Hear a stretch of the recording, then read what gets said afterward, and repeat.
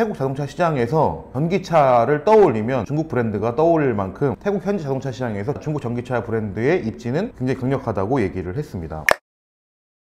안녕하십니까. 오늘도 따끈한 중국 소식들로 여러분들께 신선한 정보를 드리는 최한근이 채널입니다. 자, 저희가 오늘 같이 얘기를 나눠볼 주제는 태국에 채워지는 중국 전기차에 대해서 여러분들과 함께 이야기를 나눠볼까 합니다. 최근에 이제 개최된 태국 모터쇼에서 총 32개의 브랜드 중에서 2개의 중국 전기차가 전시가 되었습니다. 전시가 된 자동차 중에서 수많은 이들의 눈길을 사로잡았던 것은 바로 상하이 자동차의 산하 브랜드인 밍쉐라는 브랜드였습니다. 밍쉐는 2023년 정식 판매가 될 전기차 컨셉트카를 전시를 했는데 가격도 미정인 자동차가 200여 대가 선주문이 되었다고 합니다. 2년을 기다려야 되지만 400km 이상을 실제로 운전해서 구매를 하러 온 계약자가 있을 만큼 밍쉐라는 브랜드의 이미지는 굉장히 강력했습니다. 사실 이 밍쉐라는 브랜드의 태국 시장의 입성은 그리 오래되지는 않았는데요. 2017년 중국에서 최초의 스마트 커넥티카 MG ZS를 출시한 이후에 태국 시장에 문을 두들겼습니다.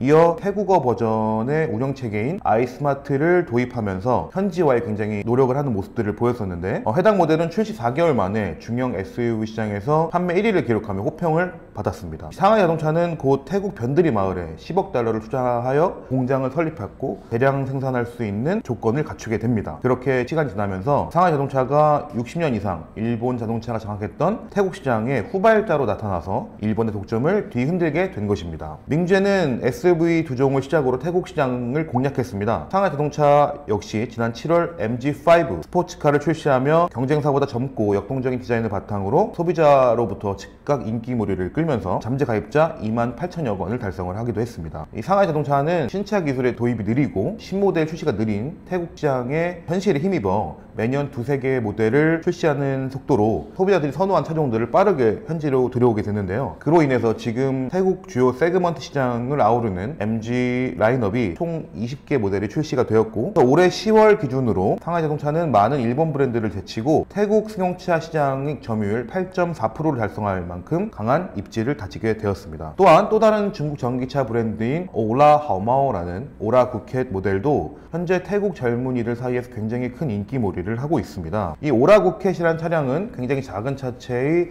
독특한 디자인을 바탕으로 창청이라는 중국 전기차 업체가 만든 순수 전기차인데요. 이 차량 역시 지난해 10월 출시를 하였는데 출시 48시간 만에 1만 건 이상의 주문이 체결이 되었다고 합니다. 신화통신과의 인터뷰에서 한 태국의 자동차 애호가는 이렇게 답변을 했습니다. 현재 태국 자동차 시장에서 전기차를 떠올리면 중국 브랜드가 떠올릴 만큼 태국 현지 자동차 시장에서 중국 전기차 브랜드의 입지는 굉장히 강력하다고 얘기를 했습니다.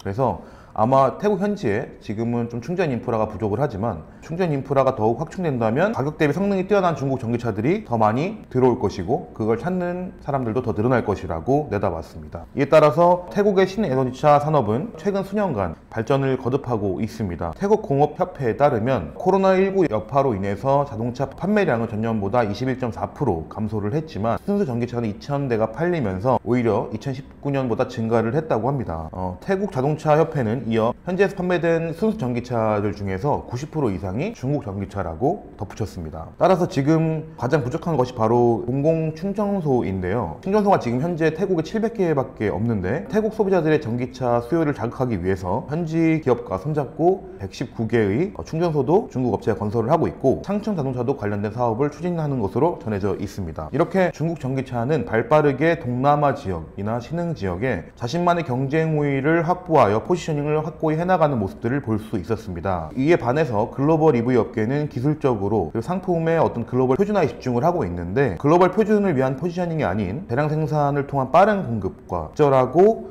합리적인 기술력을 바탕으로 고객이 원하는 니즈에 맞는 상품 개발을 통해서 빠르게 시장을 침투해 나가는 중국 전기차계의 횡보가 굉장히 매섭습니다. 그리고 그 칼날에 태국 자동차 시장에서 일본 자동차의 파이를 쪼개고 있다는 사실이 저에게도 굉장히 충격적인 사실이었습니다. 자, 이렇게 물량으로 승부를 보는 중국식의 사업 방식이 동남아를 넘어서서 글로벌에서는 어떻게 영향을 미칠지 앞으로도 관심을 가지고 지켜보며 여러분들께 새로운 소식들을 알려드리는 채널을 만들어가기 위해서 노력하도록 하겠습니다. 오늘도 재밌게 보셨다면 좋아요와 구독, 알림 버튼 부탁드리겠습니다. 감사합니다.